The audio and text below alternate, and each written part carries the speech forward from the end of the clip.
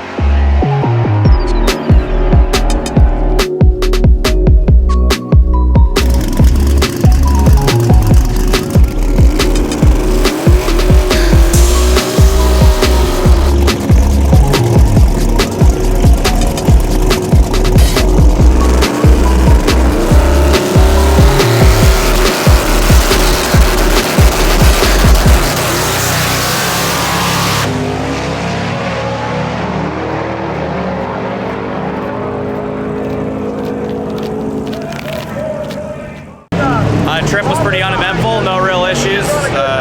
Just clicked miles, took our time, got here safe. Our goal today is knock out another 7-second pass, get on the road, and get to Georgia. Long drive. Yeah, I gave it a little bit on the hit, gave it a little bit more boost, and made sure Tanner knows he's got the button so he can turn it up. The last Yeah, so our drive to Bradenton last night was pretty uneventful. One little minor hiccup kind of landed us right outside of a dive bar, but luckily the people were nice and they came and took pictures of the car and checked it all out. Made it in around 8 o'clock, had a nice dinner, got some good sleep, and we're back today ready to go a little faster. We have it turned up a little bit, so the goal for today, another one and done, and if we can go better than 799, we're happy. So you do these consistent like high sevens all week on Friday, and then kind of let it rip? Oh, most definitely, yeah. So ideally, yesterday was kind of like a good baseline for us. That was the exact same tune-up we had before when the car went 799. So we know we're kind of at square one still.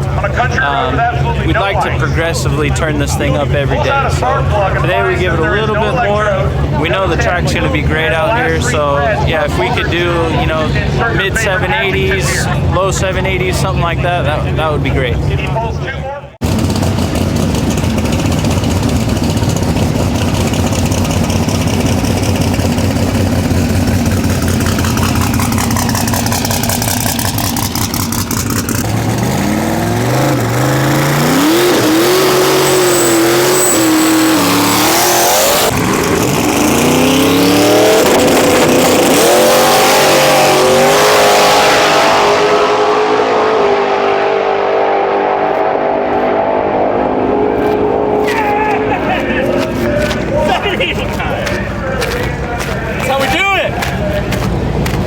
What I gotta realize is we gave it a little bit more boostices and it went a little faster.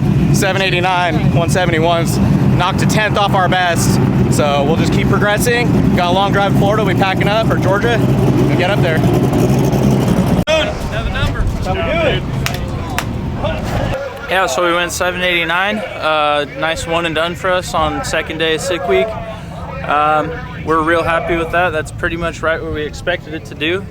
Maybe a little bit more, but we're always asking for more. So no, we're super stoked. We got to pretty much just load up. We're gonna just double check a couple things, make sure we're good for this long drive, and probably grab some lunch, grab some fuel, and hit the road.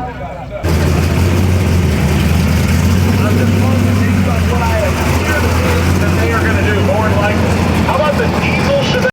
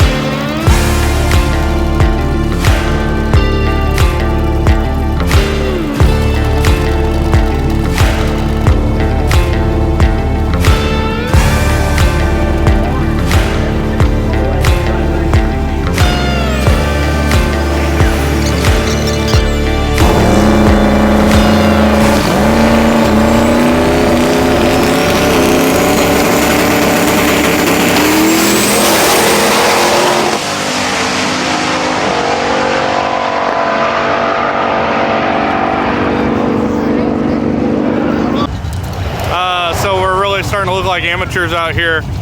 We switched the plugs yesterday at the track to a colder plug. Drove all night on it. Of course, it fouled out the plugs. We didn't change them when we got here. That's something we usually always used to do on a Nova. We'd change the plugs as soon as we got to the track just to get a clean, spark. But we didn't do it. We, lost a good run. So now we just gotta wait, and that means that it's gonna be a long day because we gotta wait a couple more hours to run, and then obviously driving the longest route of the entire week tonight. But that's what happens when you're not prepared.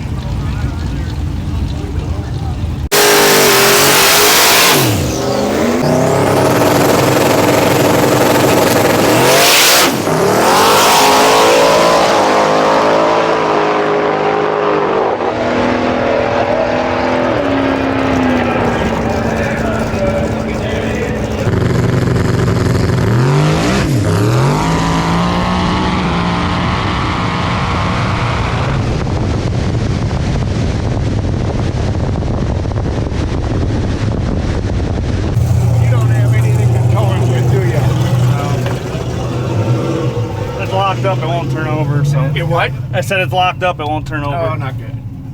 I can't come out of this side. Everything's so hot. I can't get in. It was coming. Smoke was coming out of both sides.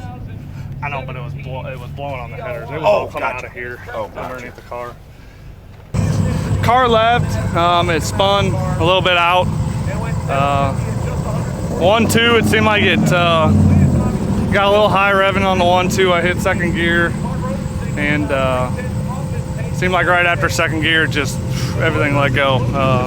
Everything shut off, and now the motor won't turn over. You can't start it, do anything like that. So I'm not exactly sure what happened. There's a lot of oil and water up here, which is making all the smoke.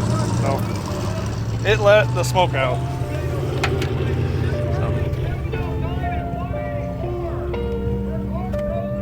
So we're done for the week. The starter won't turn it over, which means something internal is bad. So.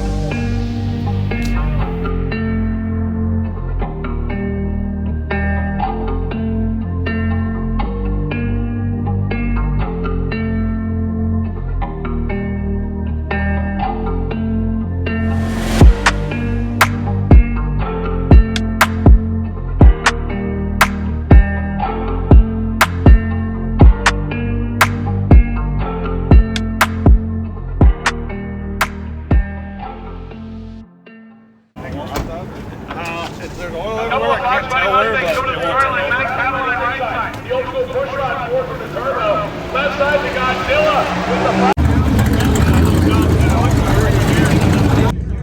over. All right, so took her all apart. That's actually not how a spark plug's supposed to look.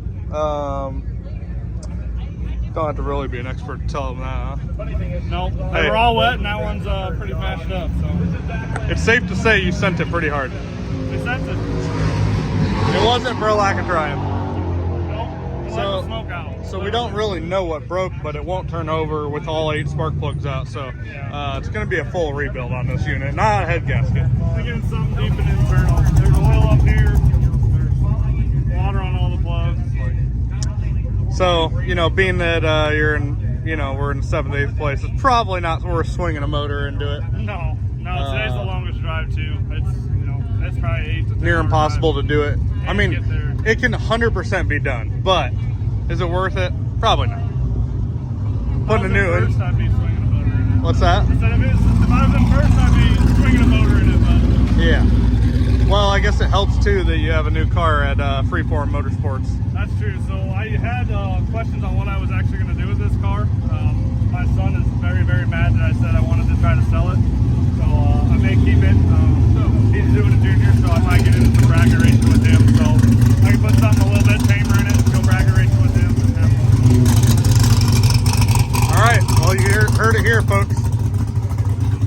The GTO may not be a twin turbo anymore, but sounds like might live to see another day with a different motor combination. Not because there's anything wrong with this one. I mean, there's literally something wrong with this one, but more just because Andy's building a G-body Monte Carlo, which was his high school car, and it's going to be on the same level of Red's Shoebox Nova and my Nova. So he's looking to step up his game, and probably not worth having 2 cars that are, you know. Yeah. That's a good. You don't want 2 high maintenance cars, dude. Hell, this makes me want to cry. I know how it feels. It just sucks. It just sucks. Hey, at least the body panels still look good. Could be me. Yeah, it could have been way worse. It's true. I'm just hoping this is my last run today. We got a long drive ahead of us. If you're driving a normal commuter car, it's like 4.5 hours straight shot. So it's about 3:30, I think, 3 o'clock, and we got a long night ahead of us. And we already didn't get sleep last night, so I'm just ready to get this. Hopefully get like a 520 or 510 and just move on with my day.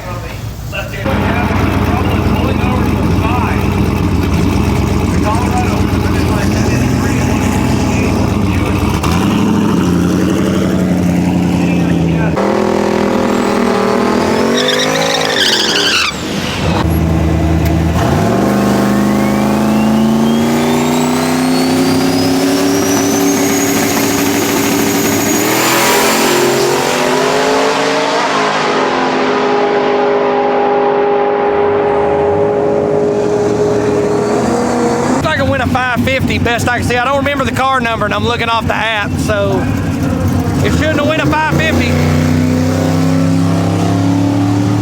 So I'm not sure what happened. It went 550. Obviously we changed the plugs. I mean, I know I put all the plug wires on, but maybe one didn't get clipped. Definitely felt down on power, but we don't really have time to be messing around on it. Quite frankly, I don't think the track's here, but it's not, for us in the place we're at, it's probably not worth it. So we're gonna pack up and head up to Georgia. What do we think? Oh yeah, I love those. What? Yeah, I've seen those a lot. It can't follow that. Is there any pressure at all on it, or is it just running on a wastegate? Oh, that's all it's run on. I mean, it met the target on the two-step, but when you let off the button, it never did anything more. Okay. It was just making like 14 or 15 pounds of CO2 pressure. So it only made like 16 or 17 pounds of boost the whole pass. So now you run it through the test, just run it through a test dry firing it, and it'll never hit the targeted boost, or the targeted CO2. That's an easy fix. So I hope so. Tried to go up there and just duplicate the 518, 520 run from yesterday, and the car left good, but it you could quickly tell it was underpowered for whatever reason. ET showed that it was down 10 mile an hour, so we come back to the pits, pull the data. It's not making any boost because it's not got no CO2 pressure on the gate, or not got the correct amount. We're hoping that it's just a valve, problem. We're gonna look more into it, but right now we're more concentrated on getting on the road so we can make it. We'll do some more diagnostic work as we drive, but hopefully it's just a command solenoid or a boost fill solenoid is what you guys would know it as. It's just not opening to let CO2 pressure into the gate when it's supposed to. So we gotta figure that out. So hopefully we can, because if not, we can't win going 550s, right? Just pin that thing open. We got ice cream?